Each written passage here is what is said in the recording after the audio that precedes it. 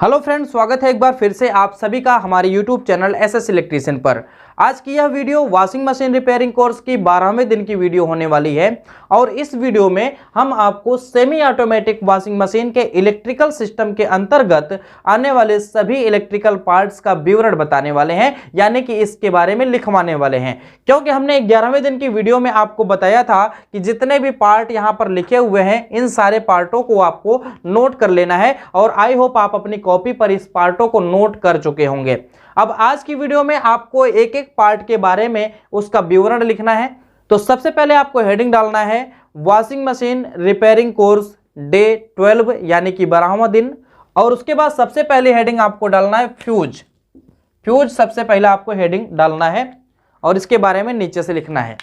इसमें लिखिएगा फ्यूज एक सुरक्षा युक्ति है जिसका प्रयोग वॉशिंग मशीन में लगे इलेक्ट्रिकल पार्ट्स और वायरिंग में शॉर्ट सर्किट या ओवरलोड होने की दशा में सुरक्षा प्रदान करना होता है।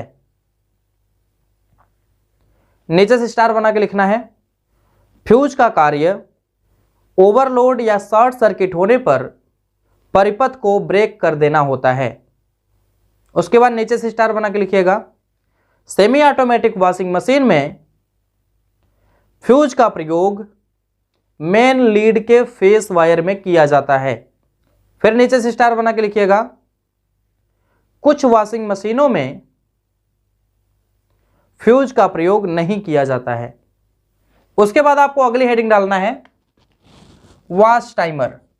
इसमें नीचे से आपको लिखना है स्टार बना के वॉश टाइमर एक प्रकार की टाइमर स्विच है जिसका प्रयोग सेमी ऑटोमेटिक वॉशिंग मशीन में लगे वॉश मोटर को दोनों दिशाओं में एक निर्धारित समय तक चलाने के लिए किया जाता है।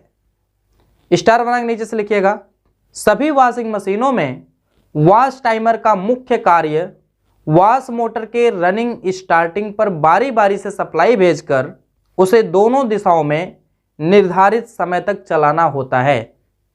फिर नीचे से स्टार बना के आपको लिखना है कुछ वॉश टाइमरों का कार्य मशीन में लगे बजर को कपड़ा धुलने के अंतिम समय में सप्लाई भेजना होता है। स्टार बना के फिर नीचे से लिखिएगा वॉश टाइमर विभिन्न मशीनों में अलग अलग टाइमिंग का हो सकता है, जैसे 15 minute, 20 minute, 25 minute, 35 minute, 45 minute. फिर नीचे से स्टार बना के लिखना है वॉश टाइमर नोब के आधार पर दो प्रकार के होते हैं। फर्स्ट लिखना है single knob wash timer, second लिखना है डबल नोब वॉश टाइमर। उसके बाद नीचे से फिर स्टार बना के आपको लिखना है वायरों के आधार पर वॉश टाइमर 8 प्रकार का होता है। उसके बाद नीचे से स्टार बना के लिखना है जिसके प्रकारों की चर्चा आगे की जाएगी। उसके बाद नीचे से स्टार बना के लिखिएगा पावर सप्लाई के आधार पर टाइमर को दो भागों में बांटा गया है। फर्स्ट लिखिएगा phase wire supply timer, second लिखना है phase and neutral wire supply timer. उसके बाद आपको अगली हेडिंग डाल लेना है वॉश सेलेक्टर। इसमें लिखना है आपको वॉश सेलेक्टर वॉश टाइमर की एक सहायक स्विच होती है जिसका प्रयोग टाइमर के मोड को बदलने के लिए किया जाता है। स्टार बना के नीचे से लिखना है वॉश सेलेक्टर द्वारा टाइमर के मोड को बदलकर विभिन्न प्रकार के कपड़ों को आसानी से धुला जा सकता है।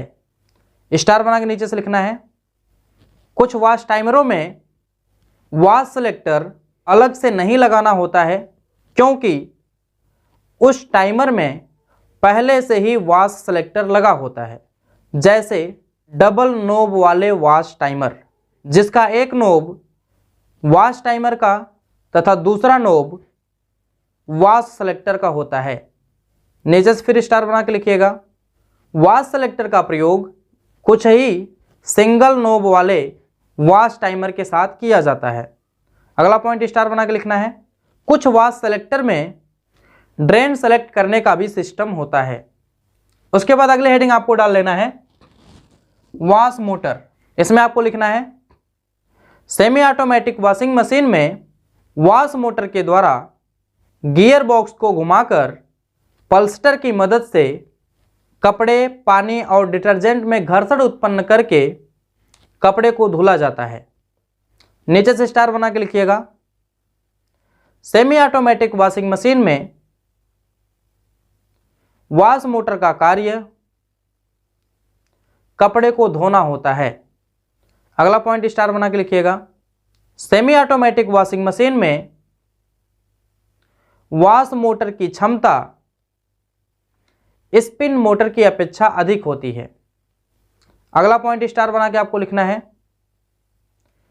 सेमी ऑटोमेटिक वॉशिंग मशीन में wash motor 230 volt AC supply से कार्य करता है।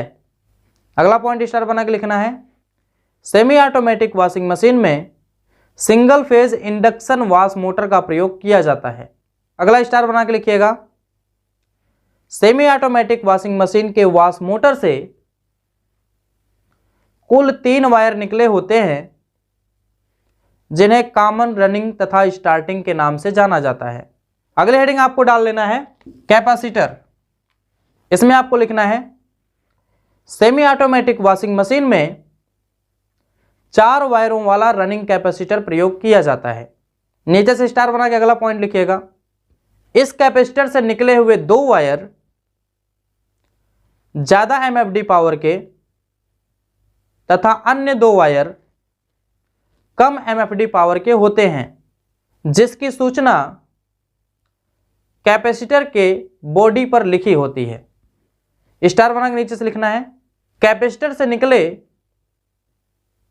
ज्यादा एमएफडी के दोनों वायरों को वॉश मोटर के रनिंग स्टार्टिंग वाइंडिंग पर जोड़ा जाता है, जबकि कम एमएफडी वाले वायरों को स्पिन मोटर के रनिंग स्टार्टिंग वाइंडिंग के साथ जोड़ा जाता है। नीचे से स्टार बना के लिखिएगा। यदि इस कैपेसिटर में से कोई एक एमएफडी वैल्यू वीक हो जाए तो इसके स्थान पर अलग से केवल 2 वायरों वाला कैपेसिटर उस मोटर के लिए लगाया जा सकता है।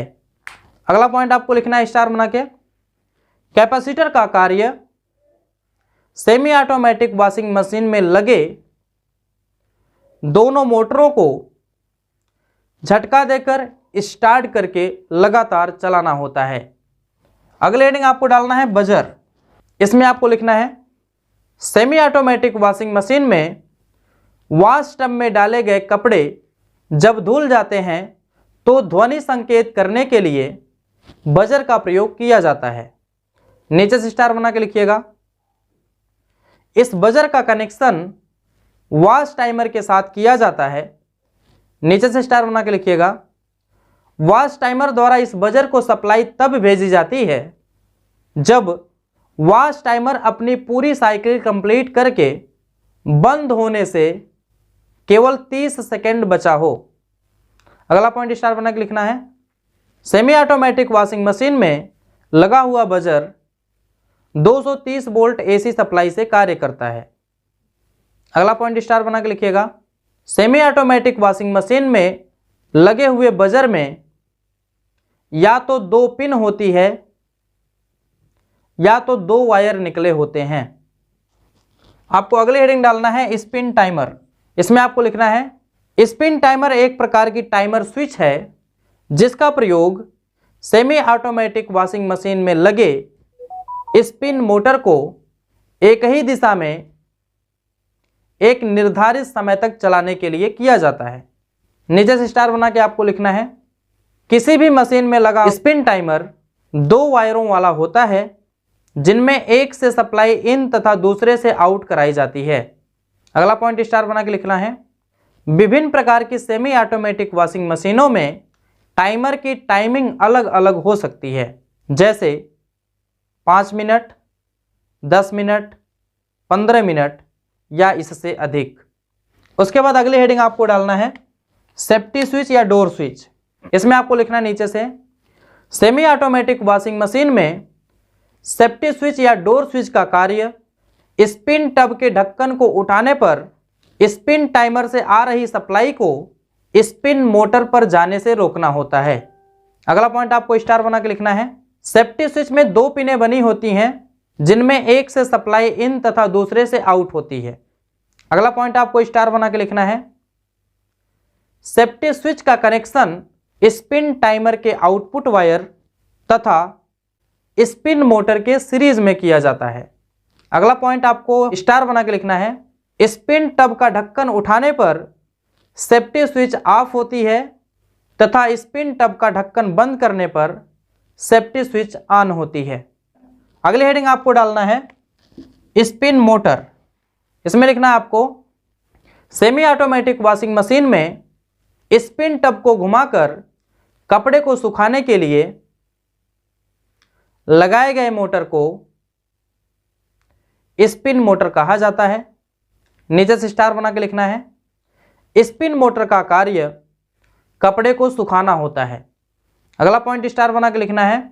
सेमी ऑटोमेटिक वॉशिंग मशीन में स्पिन मोटर के द्वारा कपड़े को खंगालने का भी कार्य किया जाता है। अगला पॉइंट आपको स्टार बना के लिखना है। सेमी ऑटोमेटिक वॉशिंग मशीन में लगा हुआ spin motor 230 volt AC supply से कार्य करता है। अगला पॉइंट आपको स्टार बना के लिखना है। सेमी ऑटोमेटिक वॉशिंग मशीन में लगे हुए स्पिन मोटर से कुल 3 वायर निकले होते हैं जिन्हें कॉमन, रनिंग तथा स्टार्टिंग के नाम से जाना जाता है। अगला पॉइंट आपको स्टार बना के लिखना है। किसी भी सेमी ऑटोमेटिक वॉशिंग मशीन में स्पिन मोटर की क्षमता वॉश मोटर की अपेक्षा कम होती है। अगला पॉइंट आपको स्टार बना के लिखना है।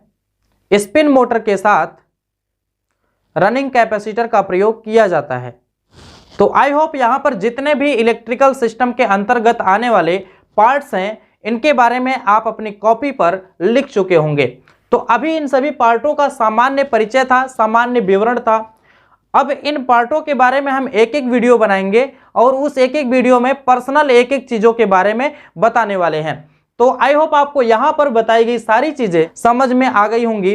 तो मिलते हैं हम नेक्स्ट वीडियो के साथ, तब तक के लिए धन्यवाद। जय हिंद।